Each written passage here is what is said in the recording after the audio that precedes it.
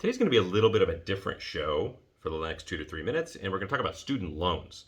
And it is going to be related to homes and to home mortgages, but also some tips on how to save tons of money in college that Michelle and I learned putting our two girls through college. One is still going to college, so we're still in the middle of that. We did talk about this morning on my weekly emails for Wednesday. We had a long conversation with the group. If you'd like to be a member and you'd like to get those, just shoot me a message and I'll put you on the list. We talked about student loan debt and a bunch of tips. It was a little bit more involved about student loans, how it hurts your ability to obtain a mortgage on the home that you want or refi it, and how to help ease that pain. All right, so hang tight one sec. We're going to get into it.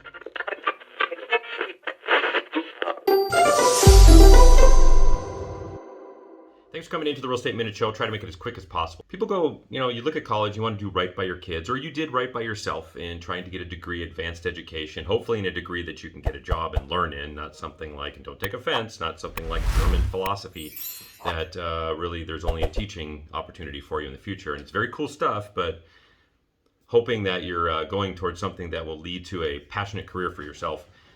Because it's very expensive to get that degree. Everybody knows this that's alive today, that college tuition is just massively expensive, hundreds of thousands of dollars. But you go to college, you apply to college, you've gotten great grades, your kid has gotten great grades, you're in a home, you have a mortgage, American dream, right? But you go to college and you get a letter of acceptance and everybody's kissing and hugging each other and you're going out to dinner and celebrating. But before that, how are you going to pay for that? So usually you'll get a letter when you get into college or your kid gets in that says you got in, here's what it's going to cost, and you want to apply for some loans. So you go ahead, fill out a form. It's called a FAFSA, but you fill out a form, goes in, and you get a letter saying how many loans you qualified for. Sometimes it's for the entire tuition, room, and board, okay? Sometimes it's for some of it. Colleges love to give out loans like that because private companies, banks, and the government guarantee those loans, so the schools love them. You just sign your name. You don't even need to make payments on that loan until your kid graduates, usually about 6 months after. Now you got all college paid for, or half of it paid, whatever. A huge nut bite of college is paid for. Amazing. Super too easy, by the way, but amazing, okay?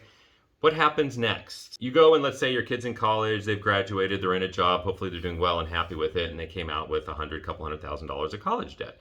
When you go to get a loan for a home, changing gears real quick, the lender is going to be looking at something called debt to income ratio, which is your debt, your monthly bills, which they're going to pull from your credit cards and all that stuff, from your credit report, divided by your gross income for that month. Lenders like to be around 43 to 45%, meaning that your debt is no more than that of your income.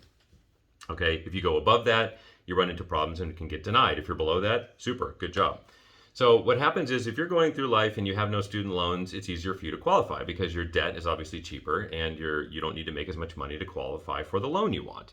You get now a loan. You didn't really think about the loan for colleges, but all of a sudden they amount to $500, $600, $700, sometimes more a month that you have to start making these payments. Whether it's in deferral, whether it's being forbeared, like right now the Biden administration has because of COVID, they're still pushing off any sort of loan payments. And they've been doing so for a number of months and years because of that. It doesn't matter. The bank is going to look at it like it's due, okay? So you don't get any benefit from that.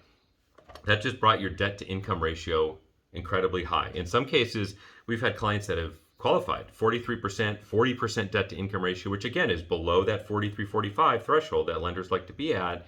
Once they all of a sudden they find out they have student loans, it could ratchet that up over 50%. You don't get the loan, you don't get the house. And in the environment we're in today, in 2022, April, competition is incredibly intense for homes. And if you have one bogey like that, you're done. You're going to be renting for a long time, or you're not going to be able to refi.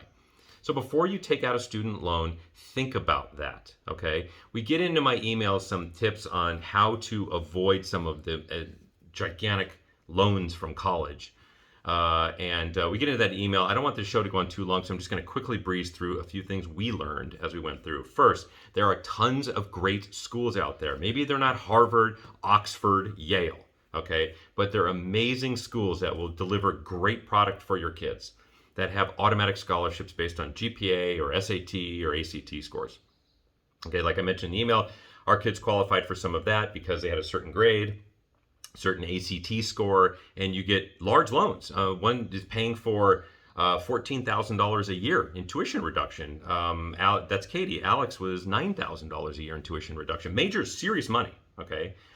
So look out for that. Don't just go to schools because of the name. Look at the other schools around that are great schools, okay? Amazing schools with great job performance afterward, job placement, I should say, great reputations that give you free money, okay? Second is a lot of times the colleges themselves in the university itself. So you pick a major like the School of Psychology or the School of Political Science. The universities give those big scholarships I just mentioned. The schools themselves that your kid got into for their majors sometimes have their own little scholarships. They're smaller, generally 1 to 5,000 or so that we see, but also real money.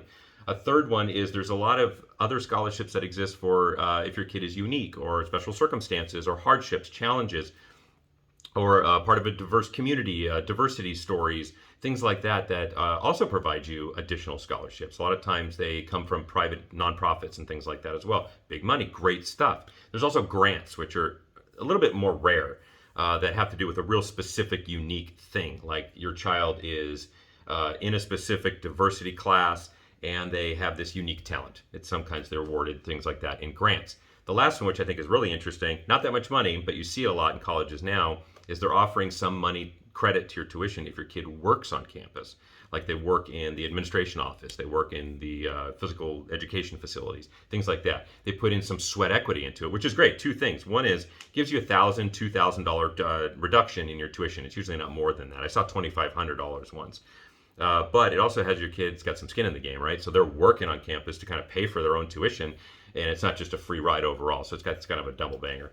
There's a lot of other ways to do this, but that's the whole goal, is to reduce the student loan down as far as you possibly can, okay? Because you don't want to come out of college, don't want your kid to come out of college burdened with multiple six figures that they owe, because their chances of buying a home, your chances of buying a home as their parent and refi'ing a home as their parent become incredibly hard because of it, and I don't want you to forget that and get the rug pulled out from under you. All right? Take care. Hope that was helpful to you. If you have any questions or want to get on the email, just shoot me an email, direct message, text me. My name's all around. You can find it, and be happy to include you. Have a great week. Take care.